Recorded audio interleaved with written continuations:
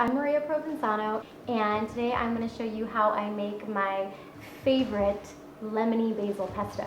This, if you read the blog, you will see that I have been using this pesto on basically everything, from salads, a lot of different salads, to crostini, to pizza, to everything. It's my new favorite. It's an easy go-to recipe, and so today I'm going to show you just how easy it is.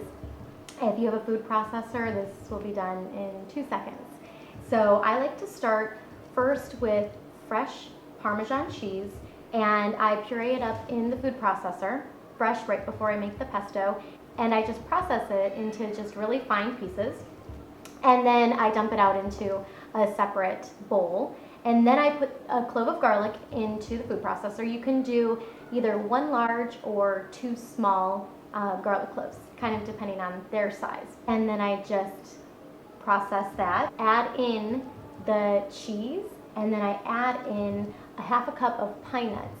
And for the pine nuts, I do like to toast them before, so I just put them in a pan and warm them through until they start to get golden and they smell amazing, and then I just let them cool completely, and then I add them in along with the garlic, and then I add 3 heaping cups of fresh basil. This is obviously the most important piece, and it's wonderful and it smells amazing, and you cannot substitute dry basil in this. Sorry. There's just no substitution for fresh basil. Then I add in fresh lemon zest. I use microplane zest. Generally it's about the zest of 1 lemon. And then I just add in 2 to 3 to 4 tablespoons of fresh lemon juice.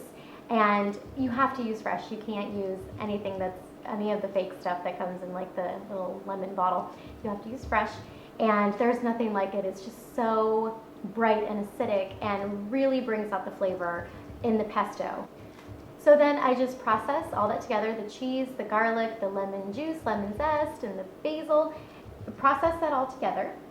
The mixer running, I pour in the olive oil, and it's about a 1/4 cup to a 1/2 cup of olive oil, really until you get the texture that you like. You want it to be a little bit on the thicker side, but you still want it to be able to fall off of the spoon. So add as much olive oil as you like, and that's going to vary depending on your heaping cups of basil. I use pretty big heaping cups of basil. Salt and pepper to taste. The amount of salt is going to vary depending on how salty the cheese is that you used. I have used pecorino as a substitute, and it's a little bit more salty. So you can add a little bit of salt before you process it, but you want to make sure to not add too much and add more once you finish everything. You can also add more lemon juice if you want to. And if it's too thick, just add a little bit more olive oil. And then it's ready to serve. I use this on, like I said, everything. I even put it on toast in the morning for breakfast, then top it with a fried egg with some hot sauce is really good. Really nice caprese. I use burrata, roasted tomatoes, and drizzled this pesto on with some extra olive oil. And I'm completely addicted to this. This is really, really good. Another thing that I love about this recipe is that you can freeze pesto. It freezes beautifully. What I like to do is I get an ice cube tray, and then I fill each little cube in the tray with the pesto and then freeze it. Once it's frozen, I put it in a freezer-safe plastic bag and label it with a date. And it's good for a few months in the freezer, and so that makes weeknight meals really, really easy. You just take out a couple of the cubes and you can do some crostini or chicken, or toss it with some shrimp, or even just simply over pasta and add a bunch of veggies to it is really good too. So I hope you guys try this recipe out and see how easy it really is and how flavorful it is. If you try it out, let me know. Please leave it in the comments below. If you guys have any questions for me, please also feel free to ask them in the comments below. And if you like this video, please give it a thumbs up, and please subscribe to my channel. I will be having lots more recipes and crafts and lots of fun things coming up.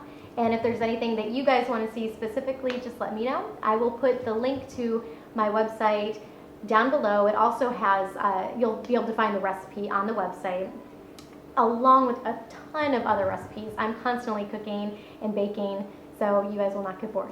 And so make sure to check it out. Thanks guys, and I will see you next time. Bye.